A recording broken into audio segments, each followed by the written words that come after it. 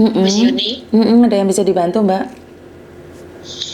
Miss, aku kan vissaku habisku bulan 5 tanggal 18. Terus aku kan nanti bulan 2 bulan ini ya, tanggal 26 itu mau geng, tapi kan aku ada masalah sama bank.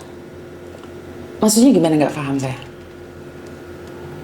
Mau geng tapi aku gitu ada masalah sama bank 4 bulan aku nggak ngangsur. Terus apa hubungannya sama Jutke?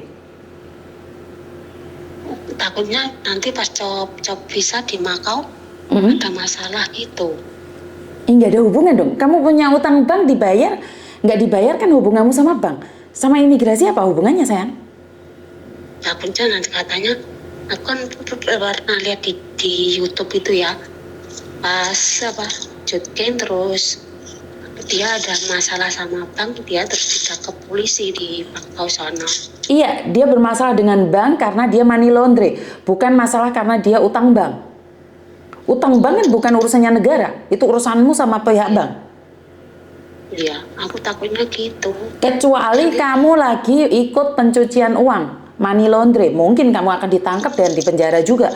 Tapi kalau kamu utang bank secara pribadi kan nggak ada hubungan sama pemerintah, Mbak. Oh, gitu ya.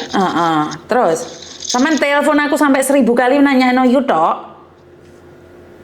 Enggak, aku tuh takutnya kan majikanku juga tahu. Aku takutnya di interminate gitu. Ngerti, tapi kan sama menanyakan tentang Jutgeng, apakah kamu akan ditangkap gara-gara utang bank, bener tidak? Iya. Karena kamu tahu bahwa ada yang Jutgeng ditangkap polisi, benar tidak? Iya. Itu karena dia money laundry, bukan karena dia punya utang bank. Soalnya banknya itu tiap hari itu telepon rumah majikanku, Miss. Ngerti, tapi kan sama berbicara tentang Jutgeng, Mbak. Saya tidak berbicara dengan sampean bahwa majikanmu selalu ditelepon oleh bank. Kan saya tidak ngomong itu. Kalau ditelepon bank itu kan ya jelas lah, wong kamu punya utang nggak dibayar, dikejar kan wajar. Jadi mereka tuh bukan mengejar kamu, tapi mereka tuh mengejar uang yang sudah kamu pinjam. Tapi sekarang kita berbicara tentang imigrasi kan gak ada hubungannya dengan utang bankmu, sayang. Oh iya.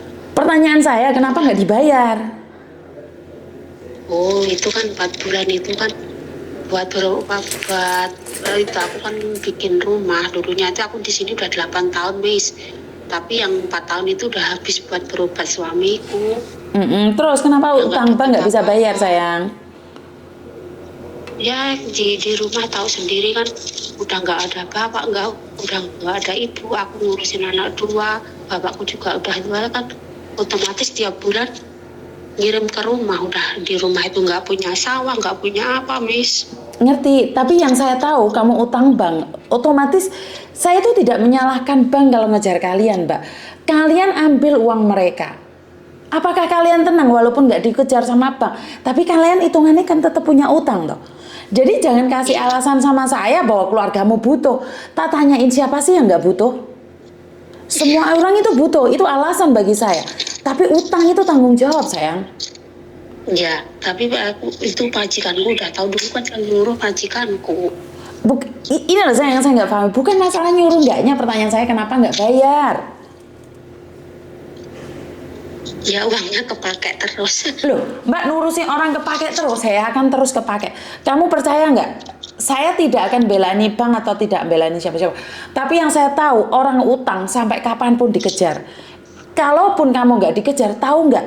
Kamu sudah mengambil hak orang lain, suatu saat itu akan ngambil punyamu loh.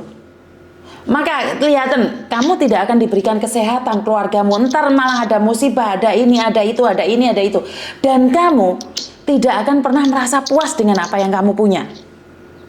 Karena memang utang itu harus dibayar. Kamu bisa lari, kamu nggak mungkin ditangkap polisi, tapi namanya utang itu darah daging, sayang. Lek nuruti butuh, ya siapa sih nggak butuh? Siapa sih nggak kepingin duit? Bener nggak? Iya. Lu lek sampean ngudah utang bank terus gak mau reken ngono rek, yo dunia persilatan ini akan hancur. Ya jangan ngomong kayak gitu karena butuh loh. Bener lah, apes itu nggak ada di kalender loh. Wayan bayar ya dibayar no bange. sampai 4 bulan ngejar-ngejar kayak sampean gak bayar. Ngurusi butuh kamen gak ono lerene Mbak butuh ya Mbak.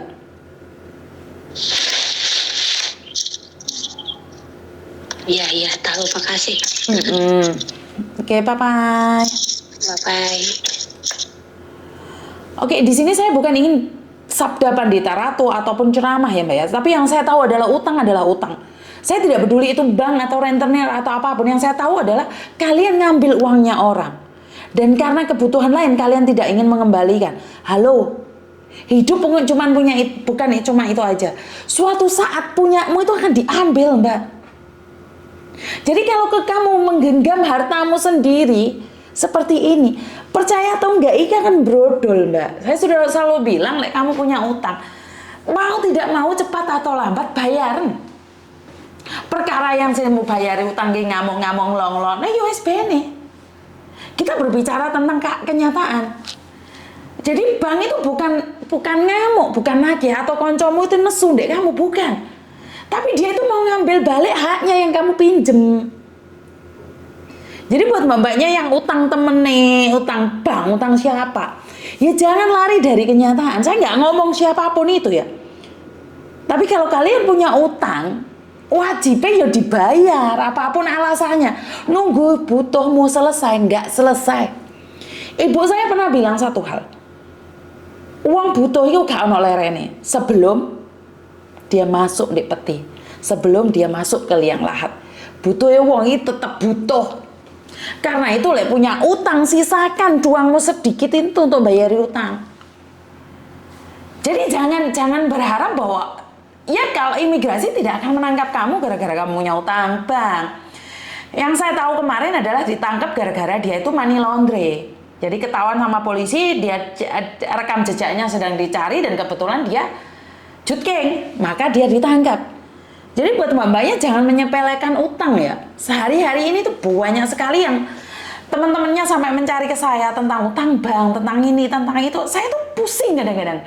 Dan saya tuh nggak paham dengan lifestyle kalian. Siapa sih yang nggak butuh? Siapa sih yang nggak suka uang? Saya butuh, saya suka. Tapi caranya bukan membohongi teman. Caranya bukan berarti ambil bank nggak bayar. Tidak. Bukan seperti itu. Jadi buat teman-teman saya tidak ingin ini kejadian ini berlanjut karena utang adalah utang. Utang itu wajib dibayar. Jadi utang itu memang sesuatu yang kita pinjam dan wajib kita kembalikan. Jadi jangan bilang karena kebutuhan yang tidak pernah ada hentinya membuat kalian lupa tidak membayar hutang. Dan saya percaya bahwa utang itu akan melilit tubuh kita. Kalian tidak akan tenang.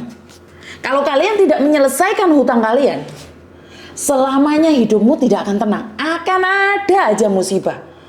Wes gak percaya omong aku. Jadi jangan tenang-tenang karena sekarang temanmu gak nagih. Jangan tenang-tenang karena bank gak nagih. Itu tanggung jawabmu. Kamu pinjam, kamu ngambil hak orang, kembalikan sebelum sesuatu yang lebih besar akan diambil oleh orang lain. Sesuatu yang lebih besar apa yang akan diambil oleh orang lain adalah kesehatanmu, keluargamu. Karena gara-gara kamu punya utang, orang ini akan selalu berdoa yang jelek pada kita. Nah, doa-doa yang jelek itu akan menimpa pada kita. Saat menimpa sama kita, berapa banyak uang pun yang kita pegang itu tidak ada gunanya. Muspro. Karena itu saya selalu bilang, memang punya utang jangan sampai ditagih. Kalau sudah punya balik no mbak, koncomu iki gak nagih, tapi dia itu meminta haknya dia. Karena kamu sudah meminjam haknya dia.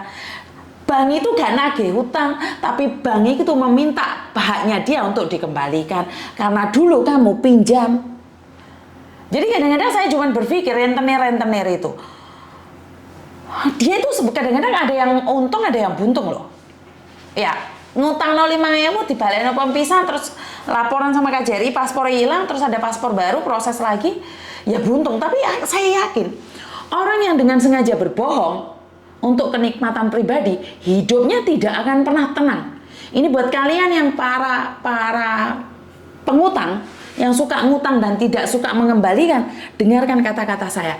Hidupmu tidak akan pernah tenang, hidupmu tidak akan pernah kelar selagi kamu masih mengambil hak orang, selagi kamu masih ngutang punyanya orang. Ingat kata saya, hidupmu tidak akan pernah tenang dan hidupmu akan selalu cemas.